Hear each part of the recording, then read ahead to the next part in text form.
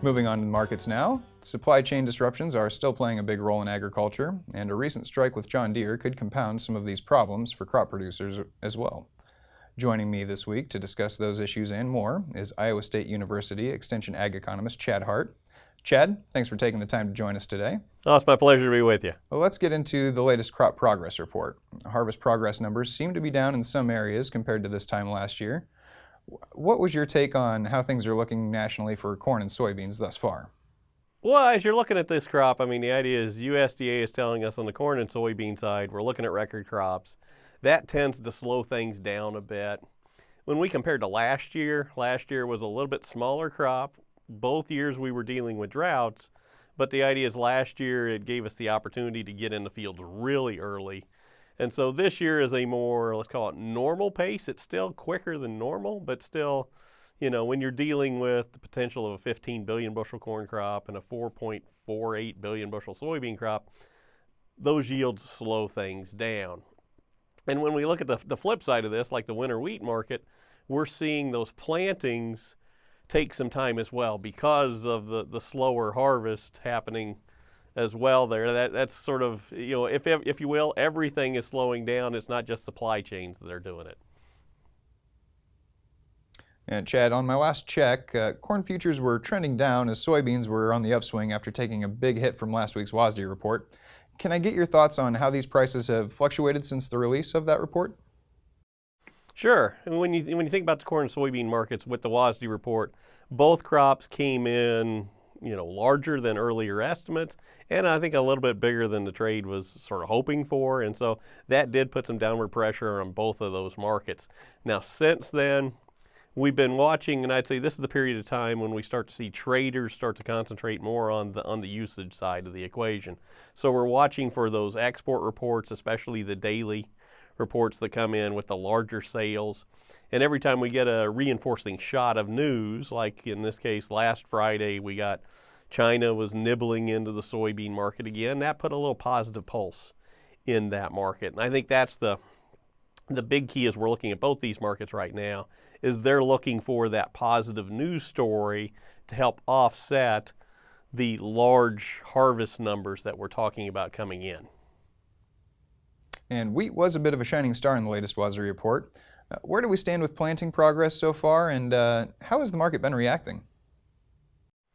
Well, on the planting progress, I'd like to say we're a little bit behind normal. If you compare to our 5-year average, we're 1% behind. We got about 70% of the crop planted right now. Again, it's slower than last year as well. Last year we had, I believe, 76% planted by this time.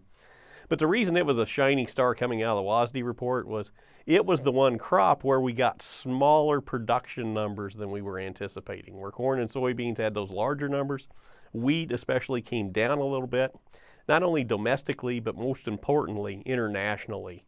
We did see Canada take a step back in terms of production, and when you look at the global wheat situation, it is tightening up. That's created a firm base for the wheat market to play off of as we go through the fall here.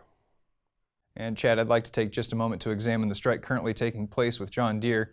Has this had any direct impact on crop producers during the harvest season? Are we seeing complications in the field from the strike coupled with an already strained supply chain? How problematic could all of this be for producers if this isn't resolved over the next few weeks? I think as we look here, the longer it goes on, the more likely we see impacts to farmers. Right now, it's likely any impacts we're seeing right now would be because of supply chain issues before the strike started. But as the strike goes on, you're going to see twofold problems sort of pop up here. One, it will definitely slow down any new orders that have been placed. Those are going to take a lot longer to come out of the plants due to the strike. But I think the bigger market right now to worry about, especially as we say look over the next month or so, would be the parts markets. And when we're looking there, it's one of these deals of not only were parts hard to find before the strike occurred, but now that the strike is ongoing, it's likely going to gum up those supply chains even more. Luckily, when you look at it from the perspective of we're roughly halfway through harvest now, so hopefully most of these supply chain problems, whether created by the strike or not, will occur on the back end where we've got most, if not all, of harvest taken care of. And with all the supply chain madness, we're seeing some skyrocketing input costs. Now, when you examine the current situation, how could this alter the playing field as far as acres planted in 2022? Just how big of a role will input prices and even input availability be on this discussion? It will play a role here because, we're seeing these input cost rises at a time when farmers are starting to sit down and pencil out what they want to do in 22.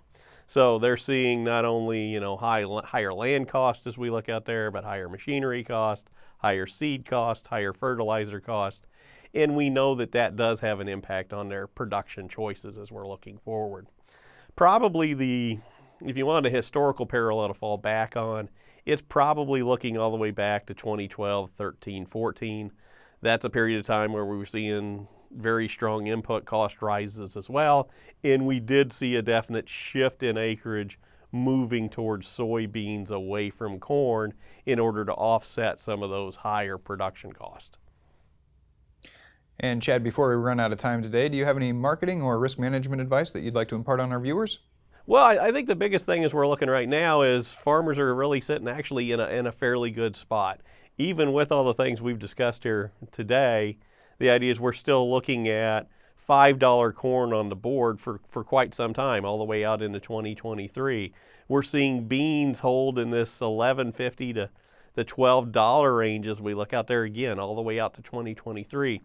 So we're seeing, despite the record crops coming in and despite some of the production problems that we're having, we're still seeing some of the best prices we've experienced in nearly a decade. And so that puts farmers in a pretty good spot to try to lock in some price protection if they want to, or especially in this case, I think a lot of farmers are looking at storing that crop for a while to look for higher prices as we go forward this spring. Luckily, what I've been hearing is crop quality is good enough that we can definitely look to those opportunities and hope that the carry builds as we go through the fall and winter here. And that is typically the case as the export markets tend to heat up at this time.